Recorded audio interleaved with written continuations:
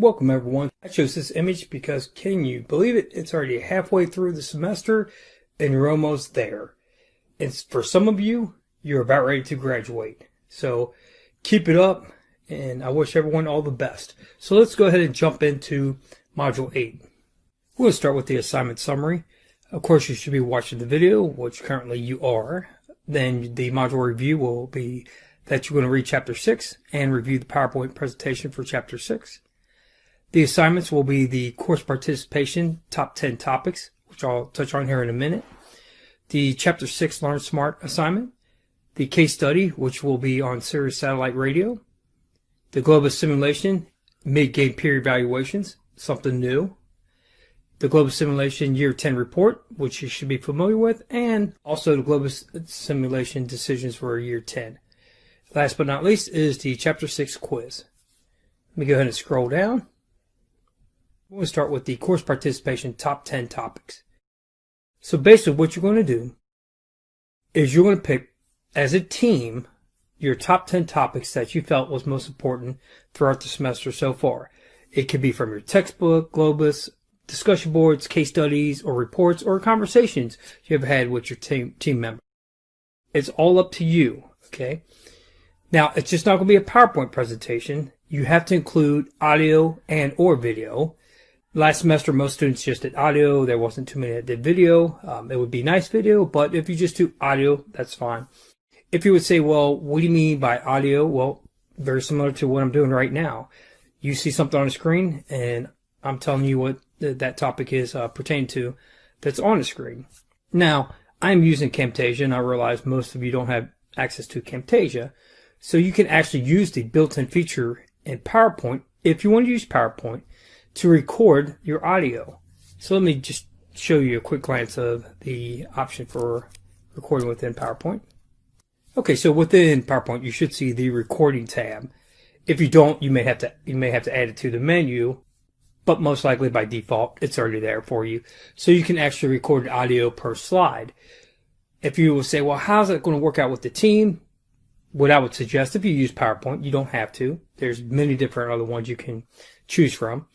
Is say I, as a team member, start the PowerPoint presentation. I did a few slides. I recorded mine. Then you could email it or share it through a OneDrive or any kind of cloud storage.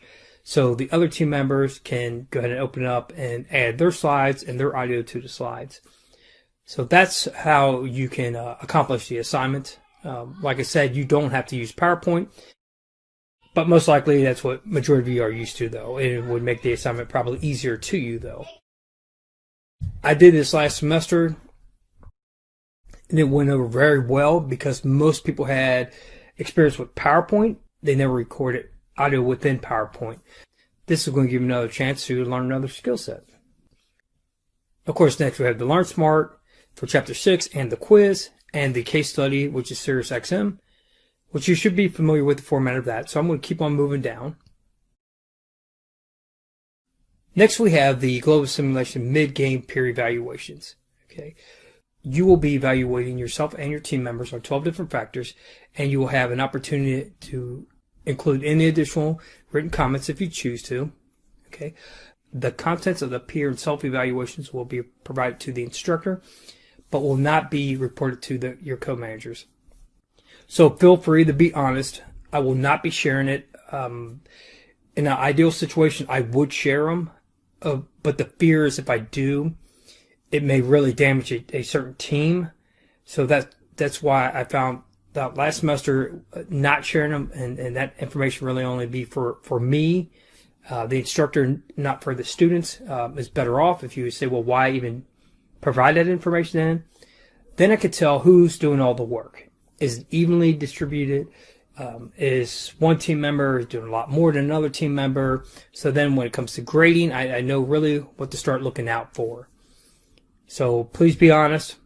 With that said, after the fact, if you find yourself putting some negative comments about a team member, make sure you give them an opportunity to kind of address them. If you never bring it up to them, they may or may not know. So, but with that said, they won't know because you put it on the peer evaluation because they won't see it. All right, the year 10 report. everyone should know by now all about the report, so I'm not going to go in depth. Most teams, you're already meeting expectations, exceeding expectations when it comes to yearly reports. The only pushback that I keep on putting in most of the comments is change the formatting. I realize if this was a true annual report, the format most likely would be the same. But as you know, this is not a true annual report. An annual report wouldn't change the questions every single year. Okay, right now you see there's 7 questions. These are not the same 7 questions you answered for last year.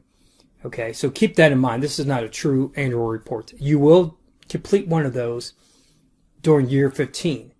Okay, so the whole purpose of making you change the formatting is to gain experience with different styles. You may work for a company and they may have the formatting, but you may be able to improve it. But if I don't ever have you change the formatting or the style, then whatever they give you, you're just take and run with it. So, but that's the concept of, if you're struggling with exactly what I'm looking for, reach out to me. I provided a few examples to some other teams, so I'm open to that because I never want the assignment to be frustrating. I just want you to be able to focus on it. Last but not least is the year 10 decisions. Of course, by now everyone's got this under control. So let's go ahead and jump into Globus and review year 9. Here we have the year 9 scoreboard. As you can see, Team F is still leading the charge with 106. Then you have Team E with 100, Team A with 97, so on and so forth, 96, 96, 86, and 84.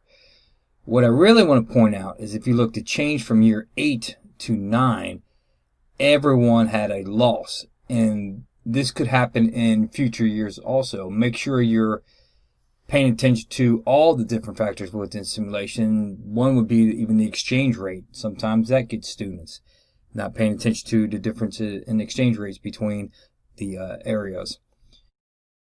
That would probably be one of my guess why everyone took a decrease or had a decrease.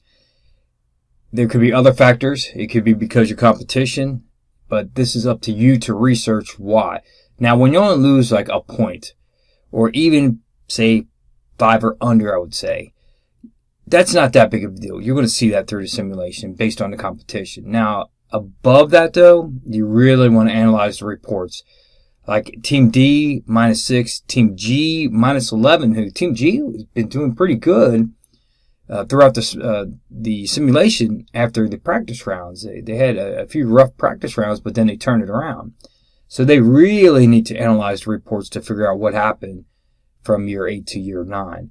And then Team C, they dropped 4. They really couldn't afford to drop any. So then again, they fall in category Team G. They really need to start focusing on these reports. There's really, no reason to fall too far away from the top. But right now, Team F is leading with 106, and then you have Team C at 84. So that gap is starting to widen now. It's going to make it harder to catch up and to compete. So really, you want to be at least in the 90s right now. So Team G, you're close. So if you have a good, year 10, you may be okay. But Team C, I have concerns for you. So you really need to start improving now to have any hopes to compete within the simulation. So let's go ahead and look at the game to date scoreboard. So Team F is at 108, Team E 103, Team A 102, then you have 101, 99, 93, and then 89. So the game to date scoreboard is more or less what I was hoping for, except Team C, where everyone is either in the 90s or the 100s. Now Team F is making it worse for everyone because they're at 108. So if they were in like 102, 103, 104, it'd still be tight. So be careful, everyone. Don't let Team F run away with this. They can start widening this gap, and it's going to be hard to catch them. So Team C, you're at 89 for game to date. Like I said, you really don't want to be anything below 90. You need a great year coming up. And Team G, you're 93 overall game to date. So that makes it look better than the year 9 scoreboard. But keep in mind, you want to keep on climbing because you can see the gap between you and then Team D, which is, 99. And then from there, everyone's in the 100s. So you want to hopefully make a leap where you're, in the high 90s, 96, 97. And Team C, you really want to be at least in low 90s, 92, 93. So that way it gives you an opportunity to compete within the simulation. Then again, I know that I said this multiple times, so I'm going to say it again. You have everything you need within the simulation. Just review the reports. That's all you need to do to find out what you're doing wrong and what other companies are maybe doing right. So make sure you go through all those. That's all I had for this week. As always, if you have any questions, please feel free to reach out to me. Many of you have. Continue. That's what I'm here for. I want to make sure you have a true understanding of the course, the simulation, and the expectations. Have a great week.